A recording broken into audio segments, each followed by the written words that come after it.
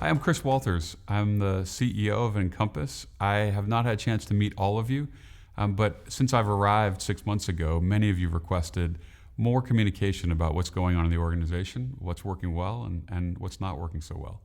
And so today is the first of a number of quarterly updates that you'll see from me. You've seen monthly emails coming out, and I wanted you to hear from me each quarter about how things are going and also address any questions that you all have. So first, from a financial perspective, we're roughly on track to where we expected to be. On revenue, we've had a number of great new business wins, which I'll talk about in a minute.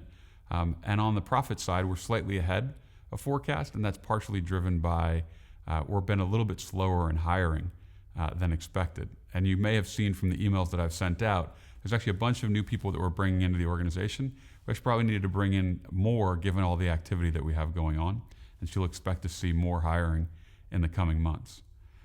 On the sales side, there's been many exciting new clients that we've brought into the fold in the first 4 months of the year. In North America, Sony has been brought in, and we're in the process of transitioning those channels from another service provider at this point. In Latin America, there's a great renewal with ESPN and a whole bunch of other clients. In Asia, we brought Turner into our operations in Asia, and we expect to continue to expand our services with Turner in Asia. And in the UK, there's been a whole bunch of really exciting digital opportunities that they've been working on and closed. So there's been wonderful progress on the sales front across the board. Operationally, we've executed exceptionally well for the majority of our clients. That said, we have had some notable operational issues, and those have been driven by a couple of different factors. One, which has been the performance of some of our vendors. A few vendor challenges have caused us really, really significant issues. And ultimately, we need to work exceptionally closely with those vendors to deliver for our clients. Our clients are paying us for a service. And while we are dependent on vendors, they ultimately look to us to provide the reliability that's expected. And so to address that first point, we're being more organized and more aggressive in dealing with all of our largest vendors to prioritize the issues that they need to work on to support our ability to deliver services for our clients. That said, I wouldn't expect all vendor challenges to go away. This will be a continued work in progress where we need to work with our vendors so they can help us be successful. We need them to be successful. There's also been a variety of operational issues that are fully within our control. And those we need to take incredible or have unbelievable urgency to address those issues as quickly as possible through process changes, in some cases, reconfigurations of teams.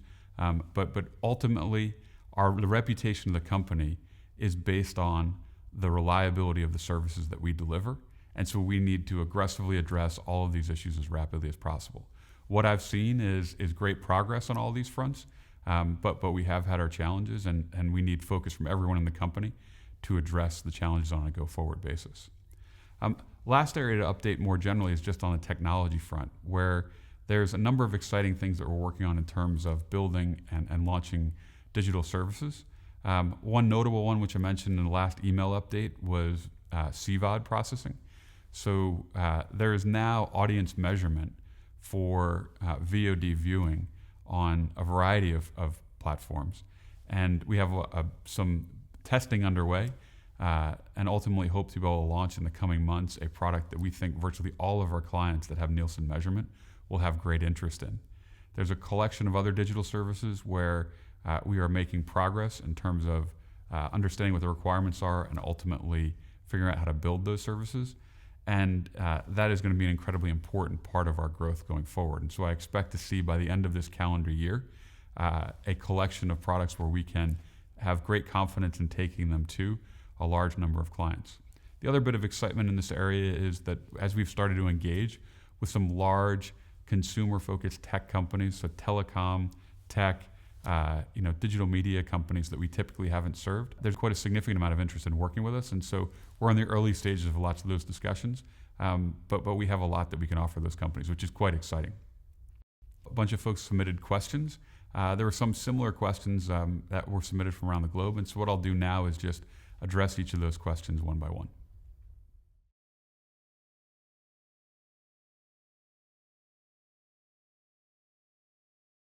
I've sent out in prior emails some information about where we're going as a company.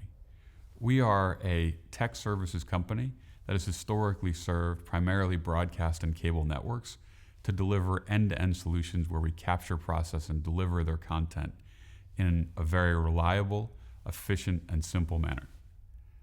That focus is the right focus for the company.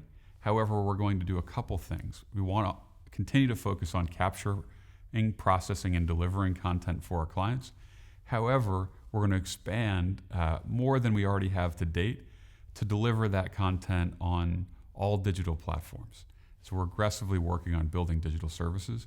And so we want to be known in a comparable way to what we have in the past, but doing it or providing those services across platforms.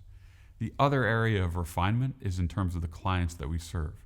As noted, the primary clients that we've served have been broadcast and cable networks, but it ends up there's a large number of new clients and potential partners that we can serve who are delivering video on digital platforms. Large tech companies like Apple or Samsung, large telecom entities who are delivering video to their mobile users, as well as big digital media companies like Google or Yahoo, where they're delivering large amounts of video content to consumers. And so ultimately, we expect to expand our client base to serve their video needs as well. It's an exciting time for the company. There's lots of change. And ultimately, we need an exceptionally innovative, customer-focused, action-oriented team to go deliver on the exciting opportunities that are ahead of us. One of the primary questions we received on employee compensation was the timing of annual merit increases. It did slip 1 month this year to August, and the reason for that was we needed more time to evaluate the differences in compensation practices across locations. Our company was formed through a variety of acquisitions, and the practices have been different, and over time we expect to standardize them in most ways. Another question that's come up is some locations feel like and roles, people feel like they are below market. We're assessing those and we'll address those. There are cases around the company where we do have roles that are below market, and we will be addressing them in the coming year. Another question, there's a whole host of questions that have come up around benefits, and we actually have a fairly comprehensive benefits package, and you'll hear more about both benefits and compensation from Matt Getz and the HR team in the coming months. A variety of people ask questions about vacation policies, and what I'd say here is please share your thoughts both directly with Matt and the members of our HR team. We're open to refinements of the vacation policy, but it's hard to actually think through the refinements without having feedback from the organization on what are the biggest pain points with the existing policy. And so again, please reach out to Matt and his team and share your thoughts. There seems to be some lack of understanding about the full range of benefits that are available in the organization. One example of that is employee discounts. If you have any questions, please reach out to your HR team and ask them about those benefits. It's interesting because there are some little known benefits like discounts on hotels and car rentals and other things that are not widely used, but they are available. And so the best people to get you up to speed on those things are our HR team. A variety of people asked about stock-based compensation. This is something that is quite common to be widely distributed in organizations at large public companies. As you all know, we are a private enterprise, and so it is not common to have stock-based compensation because there's actually no current market value for our stock. Given that, I do not anticipate having any broad stock-based compensation for the entire organization. That said, I'm very interested in incentive compensation being made available much more broadly. Right? Incentive compensation is something that ties the performance of or pay to performance of the company or an individual, and that has historically not been part of the compensation program in the organization. And given that it hasn't been widely part of the organization, it actually makes it a little bit more challenging to implement going forward. But we're testing a variety of options. There's a great program that's being tested in Singapore where some portion of the team is being incented based on the reliability of services that are delivered to clients. I think it's a great idea. And as we do some small tests, we'll figure out what works. And also, we'd love to have feedback from you all on the things that you think might make sense here. The great news is, given the expanded client base that we're serving and the new opportunities in front of us as a company, I think there will be many roles that we are hiring for, or there'll be internal promotion opportunities. And so the great news is there's lots of opportunity within the company. The advice that I give everyone who asks me about advancement is a few things.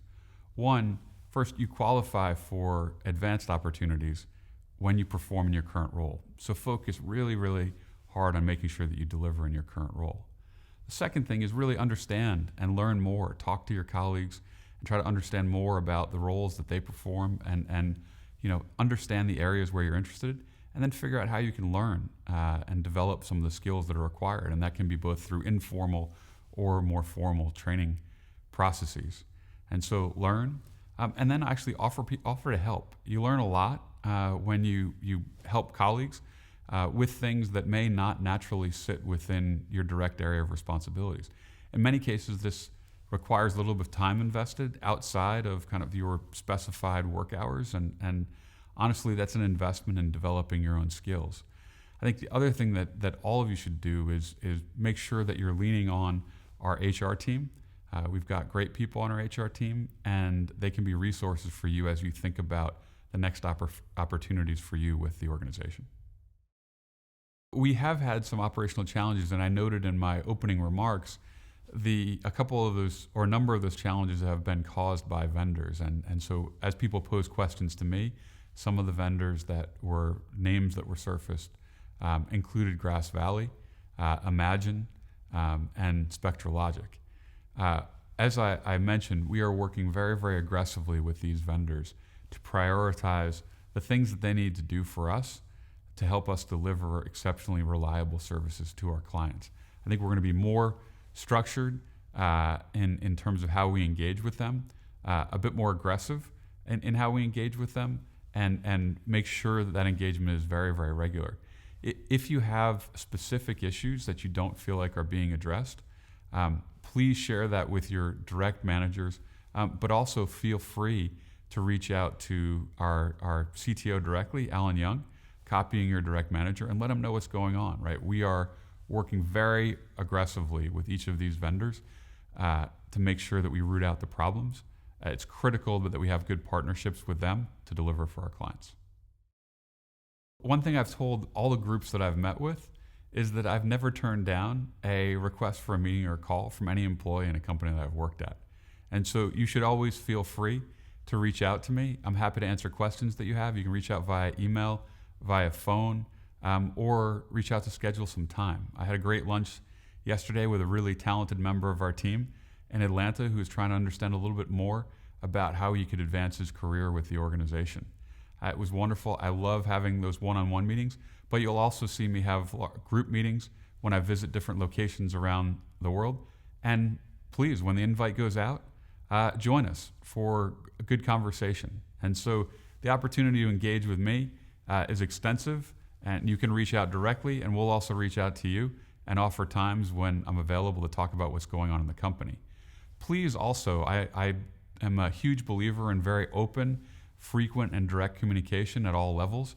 And so all of the folks that directly report to me, our EC team members and the other managers in the organization, you should be regularly engaging with them with questions, comments, sharing your thoughts about what we can be doing to better meet the needs of our employees and our clients.